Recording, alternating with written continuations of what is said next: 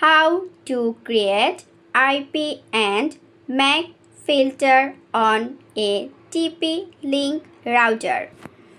First, search by typing the IP address in the Google search bar.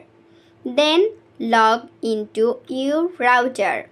After you log in, click Security under Advanced and you will see the IP and MAC binding menu.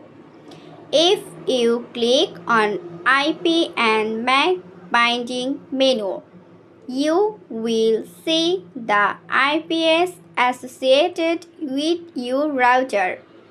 If you want, you can use the delete icon to remove others and keep specific addresses.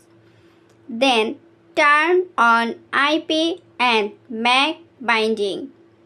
This way you can protect your router from any intruders.